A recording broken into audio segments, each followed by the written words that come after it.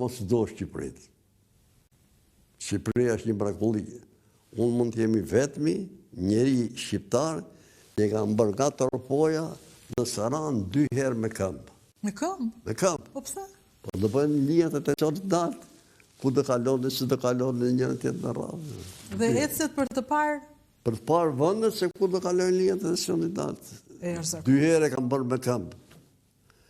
Biles në Drind, të Drindi dhe Lumi Drind, zbritëm nga Komëni në Drind.